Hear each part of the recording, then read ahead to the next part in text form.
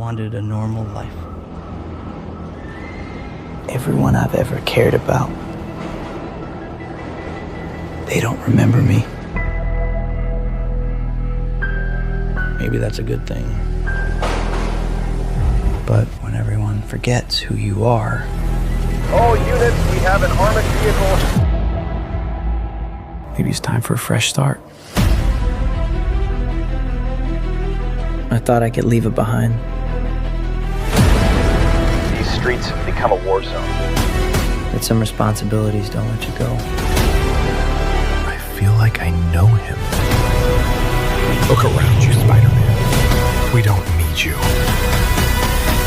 Maybe the world doesn't need Spider-Man, but I do. You think you're safe? Good day, legends, and welcome back to Stats In. Hook, what if I told you Tom Holland's Spider-Man is about to bring back a stunt technique that Marvel directors once called dumb, boring, and, my personal favorite, like a monkey swinging on a vine? Well, set leaks say it is happening. And the best part, it actually looks brilliant. Before we dive into the juicy bits, make sure you subscribe and tap that notification bell so you never miss a single Hollywood deep dive. Trust me, what we have coming next swings harder than a rogue webline in high wind. Alright, let us dive straight into this cinematic chaos. So, Spider-Man, Brand New Day has officially started filming in Glasgow, and of course the universe did what it always does when a blockbuster rolls cameras in public. It leaked. Not one, not two, but several delicious set photos and videos have landed online, and they are giving fans a lot to talk about. But the moment that really got the fandom clicking, zooming, analyzing, and overthinking. Tom Holland's swinging style. Because, brace yourself, it is looking a whole lot more like Tobey-era, pre-MCU, classic practical swinging than the purely CGI-driven aerial ballet we got under John Watts. And look, I love Watts' trilogy, but he never tried to hide his feelings about practical swinging. In fact, he told Collider ages ago that practical swinging looks dumb, actually dumb, and that putting a stuntman on a rope turned Spider-Man into something resembling a monkey on a vine. Cut to now. Destin Daniel Cretton, the new director steering the Spidey ship, has very politely said, "Thank you for your opinion, John, but I am going to do it anyway."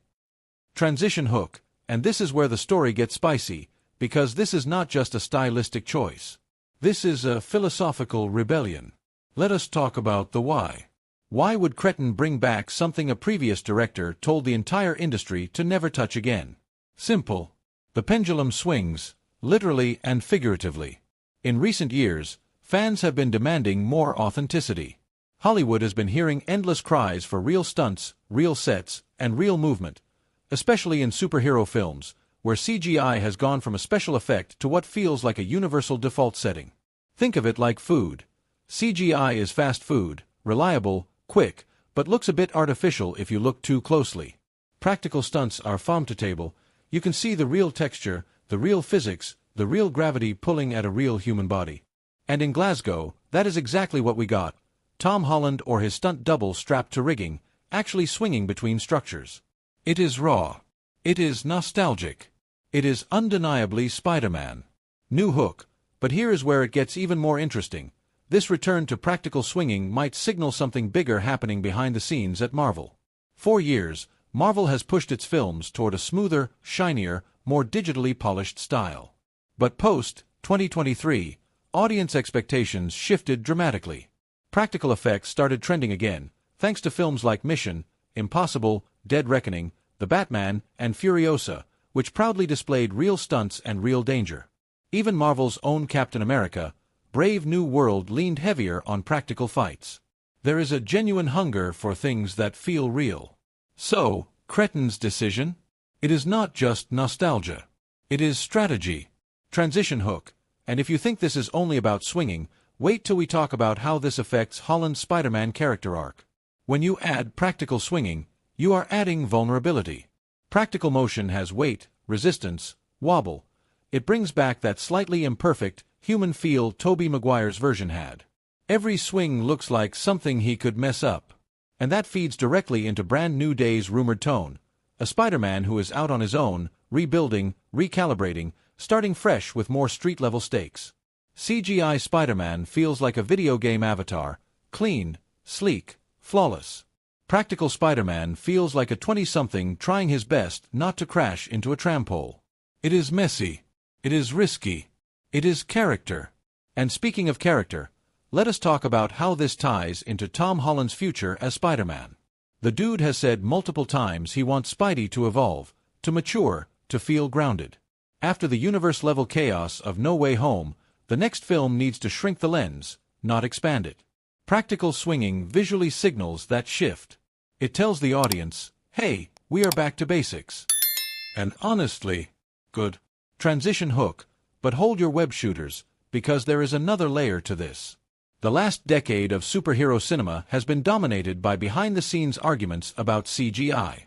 From overworked VFX teams to superhero scenes that look more like animated cutscenes, the industry has been drowning in digital overload. Directors have started pushing back. Actors, too. And practical effects, once phased out, are suddenly back in vogue.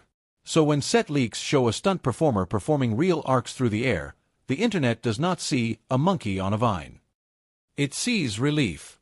It sees nostalgia. It sees craftsmanship. This is the same energy that made the train fight in Spider-Man 2 immortal. It is why fans still share clips of Andrew Garfield doing wire stunts. Real motion sticks. And kudos to Cretin. He did not abandon CGI entirely. He is mixing both techniques. Blending. Balancing.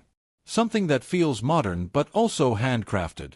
Think of it as Spider-Man's version of hybrid cars, efficient but still connected to the road. Transition hook, which brings us to the big question: how will this influence the film's action sequences? Expect them to feel faster, more tactile, and more unpredictable. When the camera follows a real human swinging on a line, the physics are honest. Gravity is a co-star. Wind resistance becomes part of the choreography. The stunt team can work with real distances and real timing. You also get more interesting facial expressions. Practical swinging makes it easier for the camera to capture Holland's face, even in short bursts, because he is actually moving, not painted into a background plate. And let us not forget, audiences subconsciously know when something is real. You might not analyze the wire angle or the stunt path, but your brain absolutely clocks the authenticity. Transition hook. So what does all of this mean for Marvel moving forward? If Brand New Day lands with audiences, and with this creative shift, it very likely will, we could see Marvel embracing more practical stunt work across other projects. This could nudge future directors, future heroes, future franchises into stepping outside the green screen comfort zone. Imagine a Daredevil series with more real rooftop runs. Imagine a new Wolverine film with brutal practical fights. The possibilities are massive. And all because one director said, "Let us put the guy on the rope." Honestly, iconic. As we get more leaks, behind-the-scenes footage and interviews, we will see just how far Cretin is pushing this practical revolution. But for now, one thing is clear: Spider-Man is swinging differently. And fans love it. Thank you for watching, Legends.